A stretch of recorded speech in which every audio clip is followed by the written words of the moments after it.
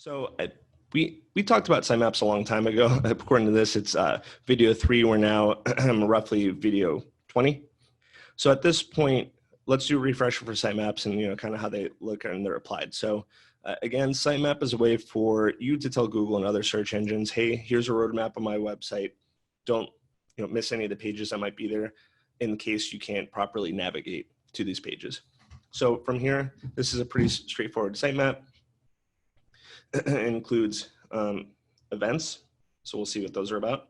It includes blogs, articles, lots of blogs. You'll see a lot of blogs. Sometimes people do separate sitemaps specifically for blogs, specifically for articles, specifically for geo pages.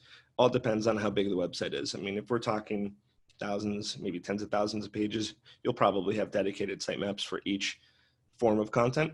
But having it all here is probably appropriate. So the first way we can see how much content they actually have on this website is we'll do loc, if I can spell it.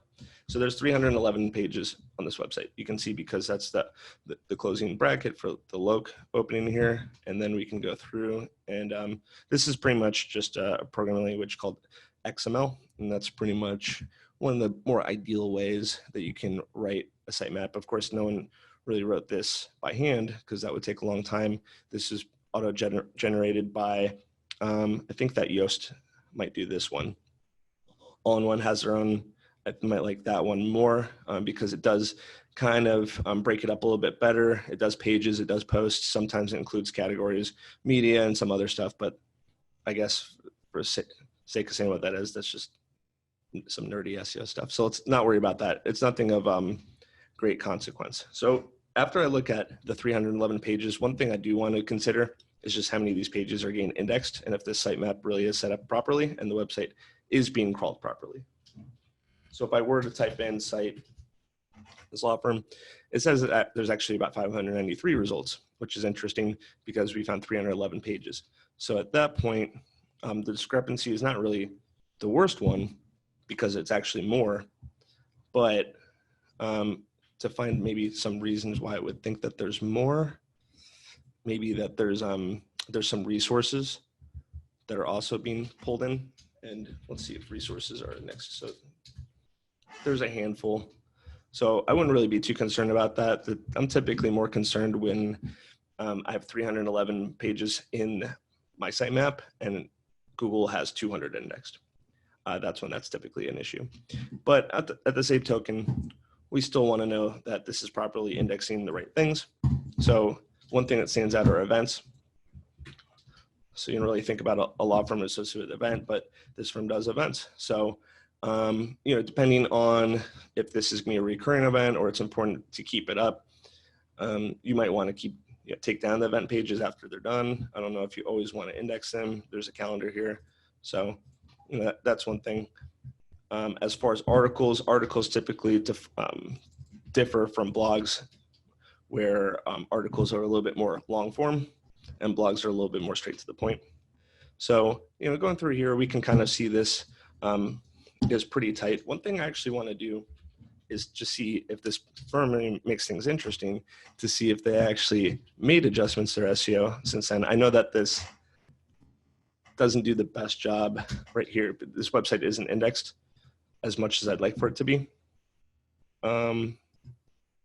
There is an option called sitemap where pretty sure it does what I'm thinking it does right now. So let's actually just look at that for 1 second. So it tells you at any given point, it's pretty cool, what pages existed. So it'd be interesting to see if like some of these pages existed in the past.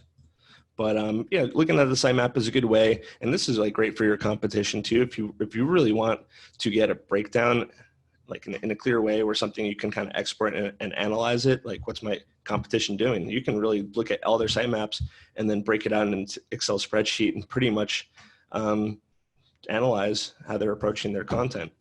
And just because you're hanging out with me and we got all the time in the world, let's give that a go. I'll pause this and set it up, and then we'll take a look in a second. So anyone watching, I mean, you might ding me for maybe not doing this the proper way. I'm sure there's an easier way, but just for the sake of just analyzing this and just getting it going. I mean, pretty much what I would do. And I'm, like I said, it's probably not the best way, but I'm just removing like absolutely all instances of anything that's not necessary. Anything with change frequencies. I mean, that's the only one that's daily. So those are kind of arbitrary, these priorities and these things that I don't know, at some point they probably work, but they don't really anymore. Probably a better way to do this anyway is to sort it by loc. So let's take this. What does this want me to do? Okay. All right, I'm just gonna do this real quick. like I said, I know my way around Excel, but you know, some things like that, it's just I don't want to sit around and think about, you know, the best way to do it right now. I can figure that out later. So there you go. Actually, that worked a little bit better. So at this point, you know, you can go through, just delete this. And then, yeah, you can kind of like go through and just take a look, you know, what's going on in the content. You know, okay, do we have dedicated pages for our team members, practice areas? How granular do they get? Events, blogs, what are they answering? They're answering myths. They're asking what, why, you know, questions, importance questions. So it's pretty interesting to kind of go in here and be able to analyze a little bit quicker than you would have done if you just kind of browsed around on your own. So that's the kind of power of like the sitemap, what it does, how it organizes your content, how you can use it to kind of see what's going on content-wise for your competition, get ideas. And yeah, as far as what I've seen, I'm not even really technically auditing what they're doing. I'm just kind of going about and seeing how you can look at it. So in the next one, we'll start looking at content and maybe giving a little bit of feedback about what I think are, you know, good standards and good approaches to doing the blogging strategy.